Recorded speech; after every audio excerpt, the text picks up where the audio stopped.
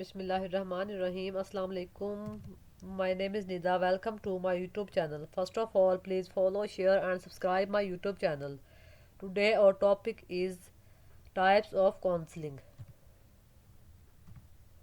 Counseling is a scientific process of existence extended by an expert in an individual situation to a needy person. Counseling involves relationship between two persons in which one of them attempts to assist the other in so organizing himself as to attain a particular form of happiness, adjusting to a life situation, or in short, self actualization.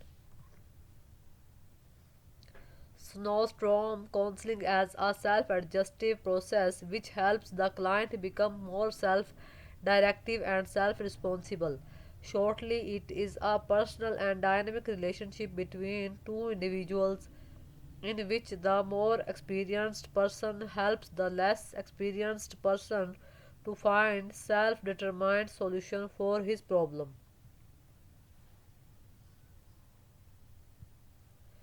Objectives: to understand one's own problems clearly, to realize what he is able to do and what he should do. That means to accept abilities and weaknesses, develop insight and understanding in relation to self and environment, opportunities open to improve in respect to his potentials and goals he has chosen, decide a course of action by making his own decision.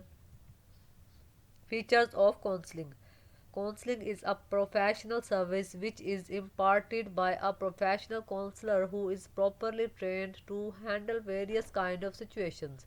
Counseling helps the client make his own decision. During the process of counseling, the counselor is not supposed to make decision for the client. Counselor may provide various types of information so that the client could get insight to take a decision. It is more focused on one to one relationship even when the participants are involved with group counseling programs. They are generally some or the other time approach for individual counseling because it is personal and more confidential. Problems and needs of the individual are important. The individual counseling is more about personal problems. Elements of counseling: the counselor, a person who is professionally capable to extend help. The counselee, the person who seeks helps and lets himself herself be subjective for counseling. The counseling environment, a place to facilitate counseling.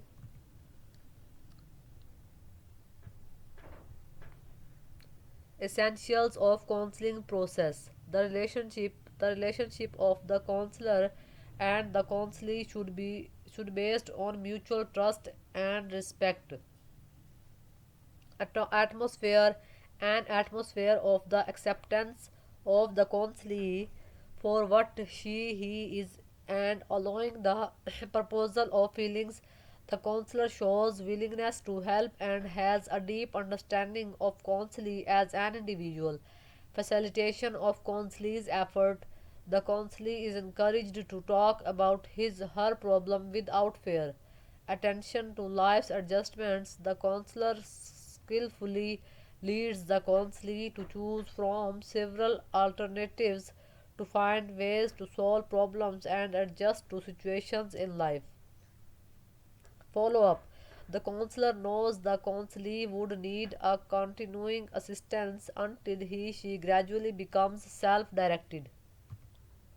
Principles of counseling: principles of individualization. This principle requires the counselor to recognize and understand the client's unique characteristics.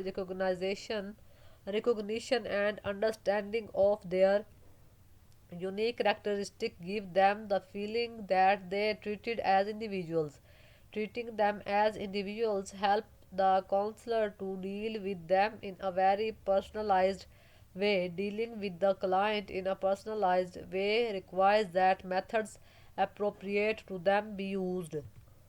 Three things that must be remembered in applying the principle of individualization. Each client is a unique individual. Each problem he she presents in a specific one. Each counseling relationship should be based on the client and the peculiar which brought about the problems. Types of counseling: direct counseling, non direct counseling, elective counseling.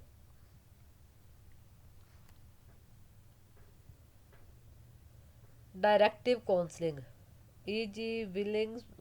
Williamson is the chief exponent in this viewpoint. Counselor centered, the counselor directs the client to take steps in order to resolve his conflicts. It is based on assumption that the client cannot solve his own problems for lack of information. The counselor plays an important role. He tries to direct the thinking of counselee by information, explaining, interpreting, and advising. It gives more importance to aspect than emotional aspects. Steps of directive counseling. Williamson has given 6 steps of directive counseling: analysis, synthesis, diagnosis, prognosis, counseling, follow up. Merits: it is less time consuming, hence, this method can be adopted when an early solution is required. This method is best less matured and less intelligent client interact with an experienced counselor. This is best method at lower levels where the client is not in a position to analyze his own problem. In this method, the counselor becomes readily available to help the client, which makes the client very happy.